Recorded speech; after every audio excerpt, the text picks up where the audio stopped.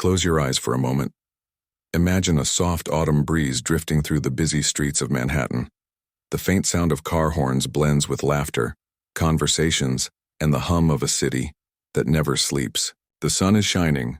The sky is a perfect canvas of deep blue, and for millions of Americans, September 11th, 2001 begins like any other Tuesday morning. But history had other plans. A perfect morning that changed everything. New Yorkers stepped out of their apartments, grabbed their coffee, and headed into offices. At 8 a.m., Wall Street buzzed with activity. Parents dropped their kids at school, unaware that the world around them was about to shift forever. The twin towers of the World Trade Center, symbols of America's economic power, stood tall, reflecting the golden sunlight. To many, they were just skyscrapers. To others, they represented freedom, ambition, and hope. And yet, within just 102 minutes, those towers would collapse into dust, and America would never be the same again. The first signs of disaster at 8:46 a.m., American Airlines Flight 11 struck the North Tower. Witnesses first thought it was an accident. Radio stations reported a small commuter plane, and even TV anchors sounded calm. But just 17 minutes later, United Airlines Flight 175 tore into the South Tower, exploding into a fireball. America realized this wasn't an accident. It was war. Enter the mystery. The official narrative claimed that 19 hijackers, armed with box cutters, coordinated the deadliest terror attack in modern history, directed by Osama bin Laden and Al-Qaeda. But almost instantly, questions emerged. How did 4 passenger planes get hijacked and fly off course without immediate military interception? Why did World Trade Center 7, a third skyscraper, collapse without being hit by a plane? Why do eyewitnesses describe explosions inside the towers minutes before they fell? And why were critical government documents suddenly classified, even decades later? These questions gave birth to the 9/11 conspiracy files, a growing collection of alternative theories, leaked reports, and investigations that challenge everything we thought we knew. The day the world stood still by 9:37 a.m., American Airlines Flight 77 struck the Pentagon, the heart of U.S. defense. Chaos erupted in Washington. Air traffic control went silent. Fighter jets scrambled too late. And at 10:03 a.m., United Airlines Flight 93 crashed in a Pennsylvania field. Officially, passengers fought back against hijackers, but black box recordings, missing debris fields, and conflicting reports fuel lingering doubts. By 10:28 a.m., both towers had collapsed, shrouding lower Manhattan in darkness. Firefighters, police, and civilians clawed through debris as clouds of dust swallowed the city. A nation in shock, President George W. Bush addressed the nation, promising justice. But behind the scenes, classified briefings began to circulate among intelligence agencies. Within days, the Patriot Act was drafted, giving the U.S. government unprecedented surveillance powers. Within weeks, America invaded Afghanistan. Within months, Iraq was on the table. Some believe 9/11 was used as a catalyst, a tragedy manipulated to justify wars, reshape geopolitics, and expand government control. Hidden warnings and ignored clues declassified. Documents reveal warnings ignored. In August 2001, the CIA briefed the White House about an imminent Al-Qaeda attack, but no action was taken. NORAD, responsible for defending U.S. airspace, conducted drills simulating hijacked planes on the very morning of 9/11. Coincidence? Or something more? Billions of dollars in Pentagon funds were reported missing one day before the attacks. Too many coincidences, too many unanswered questions. The birth of the conspiracy files. Within weeks, independent journalists, whistleblowers, and citizen investigators began piecing together alternate timelines. Architects questioned the physics of the tower collapses. Pilots doubted the flight maneuvers supposedly performed by untrained hijackers. Families of victims demanded transparency and received silence. By 2004, the 9/11 Commission report was released, but for many, It only deepened suspicion. Entire sections were redacted. Key testimonies were omitted. Documents remain classified, to this day. What you'll discover in this documentary, in this series, we'll dive into secret CIA files, eyewitness testimonies, and hidden reports that have surfaced over the past 2 decades. We'll explore the missing 28 pages from the original 9/11 report, explosive claims about controlled demolitions, theories connecting 9/11 to oil, money, and power, the shadowy role of intelligence agencies before, during, and after the attacks. And as we move forward, one chilling question will guide us. Did we witness a catastrophic intelligence failure, or something far more deliberate? The truth is buried deep. Some files remain sealed. Some voices have been silenced.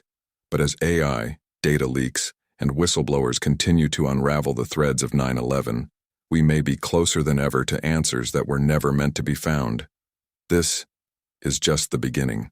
Picture this: the soft flicker of a candle in a dimly lit room, the sound of crickets outside, and the distant hum of a city unaware of the storm building over the horizon. For months before 9/11, signs were everywhere. Red flags, intelligence, briefings, and even direct warnings from allies. Yet somehow on the morning of September 11th, America was caught completely off guard, or so we were told. The August 6th memo: Bin Laden determined to strike in U.S. On August 6, 2001, President George W. Bush received a classified document at his Texas ranch. Its title was chilling: Bin Laden determined to strike in U.S. The memo warned of hijackings. It mentioned New York. It even noted that Al-Qaeda was surveilling federal buildings. And yet, no extra airport security was ordered. No fighter jets were placed on alert. No heightened readiness was declared. When the report was declassified years later, critics asked, how could the U.S. intelligence community know so much and do so little? Was it incompetence or something deeper? The Phoenix memo just a month earlier, in July 2001, an FBI agent in Phoenix, Arizona wrote what became known as the Phoenix memo. He warned about Middle Eastern men taking unusual interest in U.S. flight schools. He urged that the FBI investigate nationwide. That memo was sent and ignored. Later, one of the very men training at those schools was linked to the hijackers.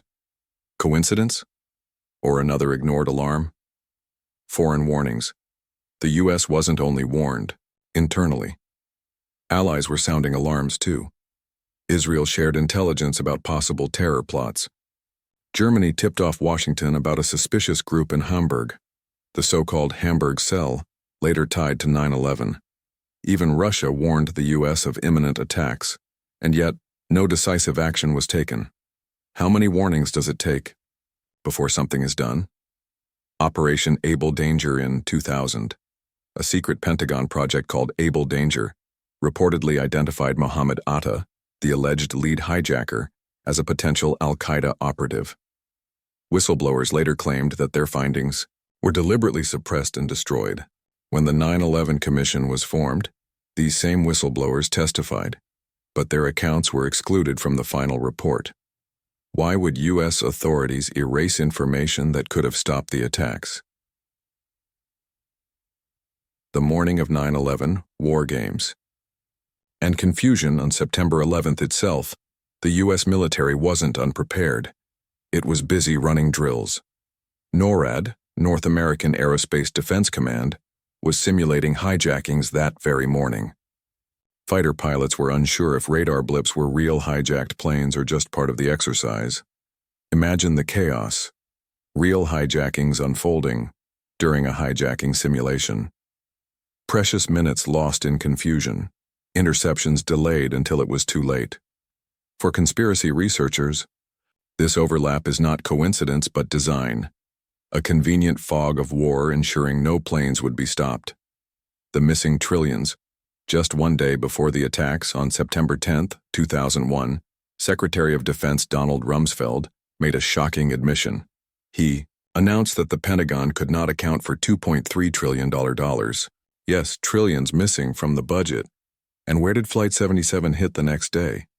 the very section of the Pentagon where accounting offices were investigating the missing money.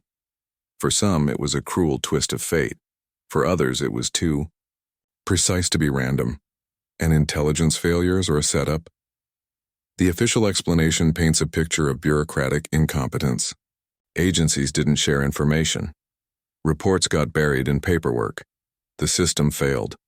But skeptics argue otherwise.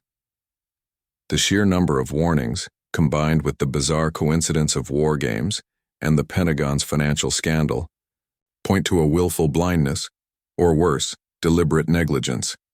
Could it be that certain elements within government allowed 9/11 to happen, or even engineered it to justify wars and expand control? The stage is set by the night of September 10th. America went to bed unaware. But behind the curtains, threads were already woven. Intelligence ignored, drills planned, money missing. And then, the next morning, disaster struck. The question remains, was 9/11 truly an unforeseeable act of terror, or the most meticulously orchestrated event of modern history? Close your eyes for a moment. Imagine waking up on September 11th, 2001. The sun rises over a peaceful New York City. Coffee brews, commuters rush to work, children head to school. No one knows that, within hours, the skyline will burn, and history itself will fracture. Flight 11, the first strike 8:46 a.m., American Airlines. Flight 11 slams into the North Tower of the World Trade Center. The impact echoes like thunder through lower Manhattan. People look up, confused. At first, many think it's an accident, a tragic mishap involving a small plane. But as smoke billows from the jagged wound in the tower, one thing becomes clear: this is no accident. Flight 175, we are under attack. 3 a.m., United Airlines. Flight 175 cuts through the sky and crashes into the South Tower. Live TV cameras capture the moment in real time. Millions watch as a fireball erupts, raining glass, steel, and debris down onto the streets below. Eyewitnesses scream. Sirens wail. America realizes the unthinkable. It is under attack. Eyewitness anomalies. As chaos unfolds, witnesses on the ground report strange details. Multiple explosions inside the towers before they fell. People in surrounding buildings feeling shocks moments before impacts. First responders describing sounds like bombs going off in lower levels. One firefighter, recorded on video, shouts, "There were secondary explosions, multiple, in the lobby." Yet these testimonies were largely excluded from the official 9/11 Commission report. Flight 77 and the Pentagon 9:37 a.m. American Airlines Flight 77 reportedly crashes into the Pentagon. But here's where mysteries deepen. Surveillance videos are confiscated immediately. Only a handful of blurry frames are ever released to the public. Eyewitnesses disagree. Some saw a plane, others insist they saw a missile. Adding fuel to conspiracy theories, the impact zone conveniently destroyed the Pentagon's budget analysis offices. The very team investigating the missing $2.3 trillion announced the day before. Flight 93, let's roll. 10:03 a.m. United Airlines Flight 93 crashes into a field in Shanksville, Pennsylvania. The official story celebrates the passengers' bravery. They fought back, forcing the plane down before it could hit another target. But satellite photos and eyewitness accounts raise questions. Where is the wreckage? Why was there no visible plane debris at the crash site? Could Flight 93 have been shot down? The collapse of the Twin Towers, 59 m. The South Tower collapses. 10:28 a.m. The North Tower follows. Two of the tallest buildings in the world fall at near freefall speed. The official explanation blames the fires from jet fuel, but skeptics point to troubling details. Steel melts at 2,500 degrees Celsius, yet jet fuel burns at 1,800 degrees Celsius at most. Eyewitnesses reported molten steel flowing like lava weeks after the collapse. Seismic data recorded distinct explosive patterns seconds before the towers fell. Could controlled demolition explain what physics alone cannot? TC Building. 7. The Forgotten Collapse 5:20 p.m. Hours after the towers fell, World Trade Center Building 7, a 47-story skyscraper, collapses perfectly into its own footprint. Here's the problem. No plane hit Building 7. Fires were small and contained. The collapse speed matches controlled demolition signatures almost exactly. Even stranger, BBC News reported Building 7's collapse 20 minutes before it happened, while the building was still standing live on screen. How could anyone predict an unexpected collapse unless someone knew? A nation in shock. By nightfall, the skyline was unrecognizable. Lower Manhattan was a war zone, covered in smoke, dust, and rubble. Thousands were dead. Millions were traumatized. But beneath the grief, questions began to bubble up. How could the world's most advanced air defense fail 4 times in a single morning? Why were key warnings ignored? Why did 3 towers collapse in ways resembling planned demolitions? The answers were buried under politics, secrecy, and fear. Imagine sitting in a quiet room late at night. Only the faint hum of the air conditioner breaks the silence. You sift through stacks of reports, statements, and leaked documents. The deeper you read, the clearer it becomes. Something doesn't add up. This is where the official story begins to fall apart. The 9/11 Commission Report, an incomplete narrative. In 2002, President George W. Bush and Congress established the 9/11 Commission to investigate the attacks. The final report, released in 2004, was hailed as the definitive account. But critics, including members of the commission itself, call it deeply flawed. Commission co-chair Lee Hamilton later admitted, "We were set up to fail." Why? The commission's budget was only $15 million, less than the investigation into the Clinton-Lewinsky scandal. Crucial testimonies from firefighters, first responders, and air traffic controllers were excluded. Evidence contradicting the official collapse theory, like reports of molten steel and secondary explosions, was ignored. Warnings. Ignored. Documents later revealed that multiple countries warned the U.S. about an impending large-scale attack, including Germany, Israel, and Russia. The CIA and FBI also had reports of suspicious individuals training at flight schools in Florida and Arizona. Yet somehow 4 hijacked planes went undetected in the most heavily defended airspace on Earth. A former FBI agent later said, "Either this was the greatest intelligence failure in history, or someone wanted it to happen."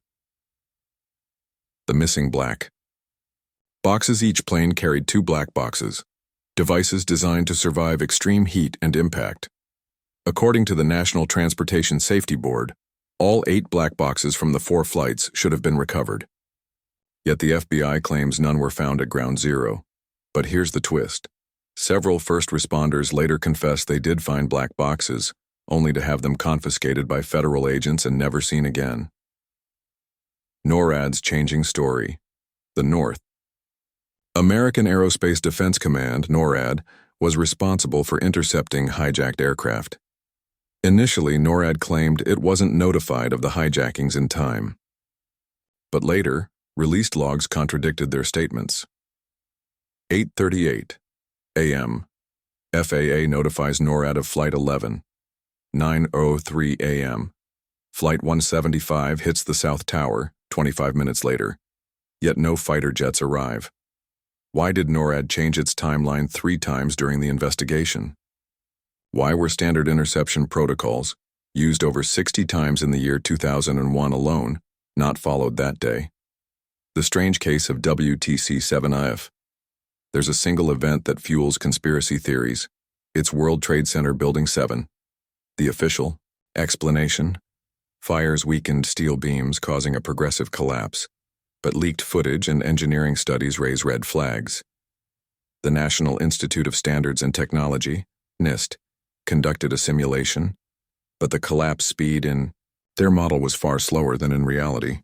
Larry Silverstein, the building's leaseholder, said in a PBS interview, "We made the decision to pull it." Pull is a demolition term, so what did he really mean? suppressed testimonies, thousands of hours of eyewitness interviews, were recorded after 9/11. Among them, firefighters describing bomb-like blasts in the basements, survivors reporting security lockdowns days before the attacks, employees recalling mysterious maintenance crews working overnight inside the towers weeks prior. Yet these statements were never included in the commission report. Why hide them, unless they contradicted the official story? The $2.3 trillion mystery. On September 10, 2001, one day before the attacks, Defense Secretary Donald Rumsfeld announced that the Pentagon was missing $2.3 trillion in unaccounted funds. Where were the investigators working on this case? Inside the exact section of the Pentagon that was destroyed on 9/11, coincidence or cover-up? Follow the money. Insurance payouts, defense contracts, and private security firms all profited massively after the attacks. The Patriot Act enabled unprecedented government surveillance.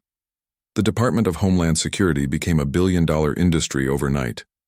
Defense contractors saw stock prices soar as the war on terror began. Who benefited most from 9/11, and why isn't that question part of the mainstream narrative?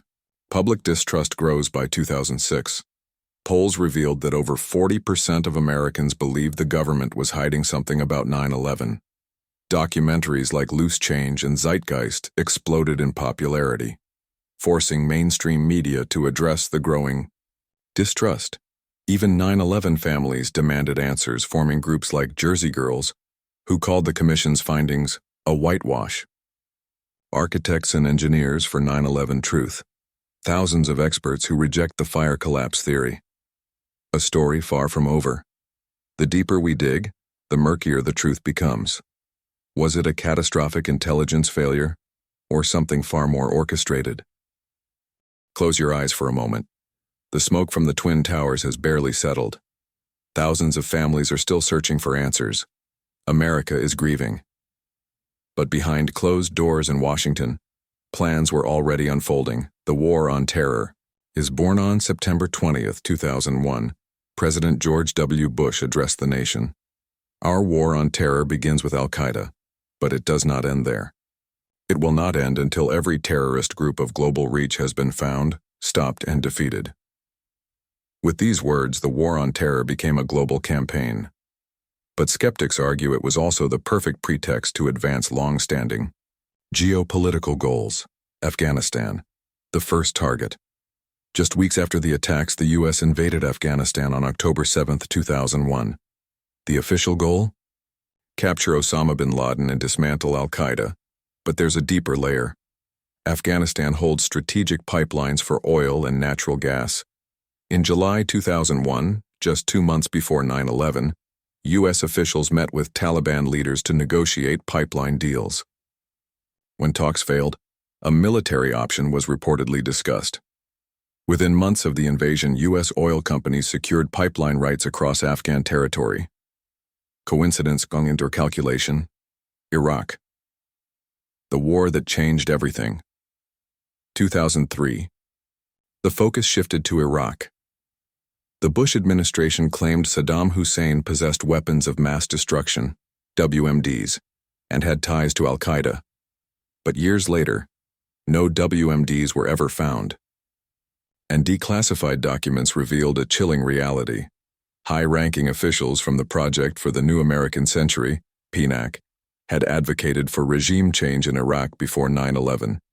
In a 2000 report, PNAC wrote, "The process of transformation is likely to be a long one, absent some catastrophic and catalyzing event, like a new Pearl Harbor."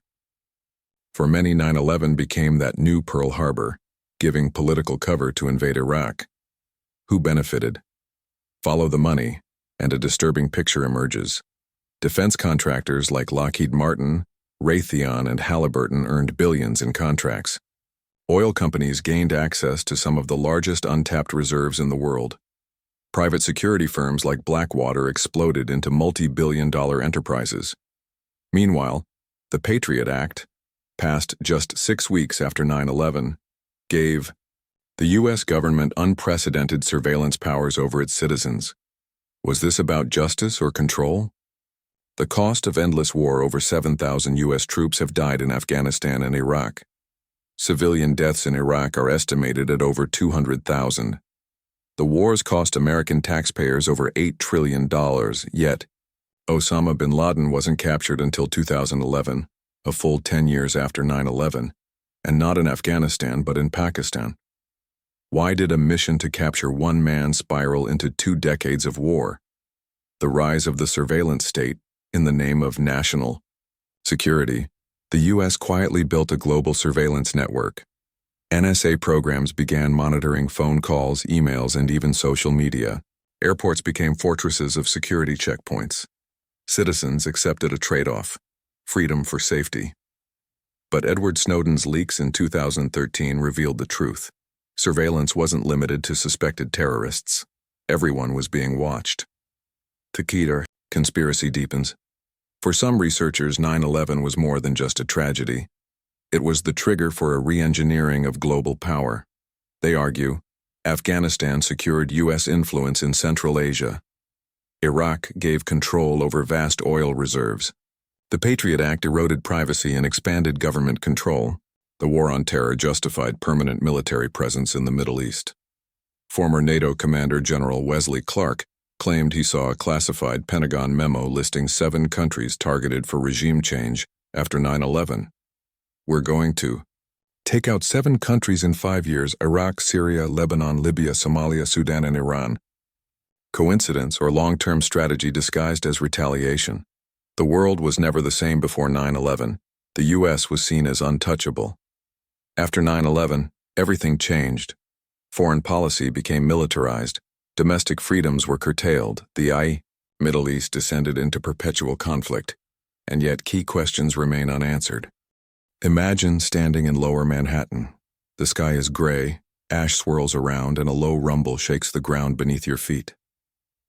At 9:59 a.m., the South Tower of the World Trade Center begins to fall. Just 29 minutes later, the North Tower follows. The world watched in shock. But how the towers fell has become one of the most contested mysteries of the 21st century. The official explanation: the 9/11 Commission report concluded, the plane's impacts severed load-bearing columns. Jet fuel fires reached 1,800-degree arc, 982-degree, weakening the steel. The weight above caused the floors to pancake downwards in progressive collapse. This theory became the accepted narrative. But engineers, scientists, and architects worldwide began asking, if the fires caused the towers to collapse, why did they fall so symmetrically and at near free-fall speed? Molten steel. The impossible evidence. First responders reported molten metal, flowing like lava beneath the rubble weeks after the attack.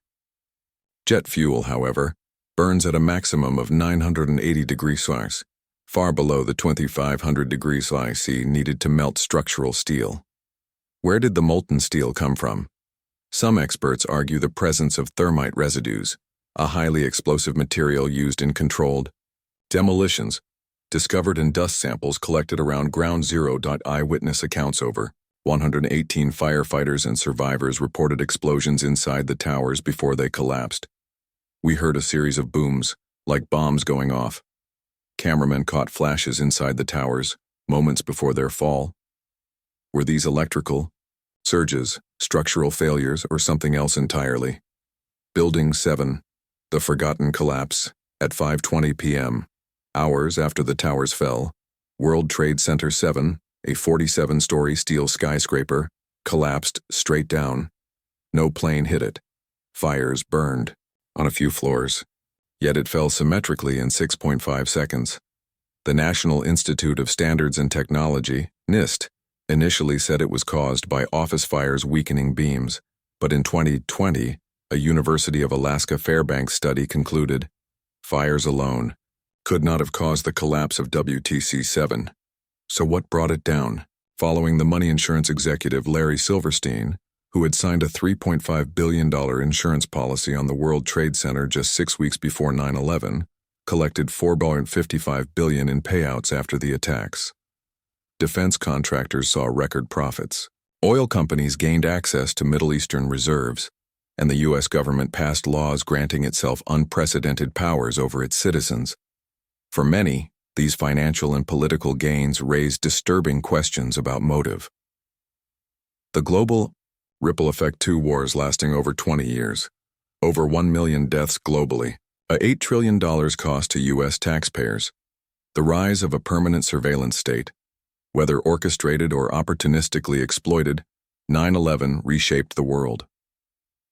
The final twist: in 2019, the FBI quietly declassified documents linking Saudi officials to the hijackers.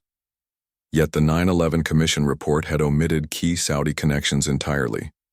Why were these links buried for nearly 2 decades, and why, despite overwhelming evidence, does the full truth about Building 7, molten steel, and pre-collapse explosions remain unexplained?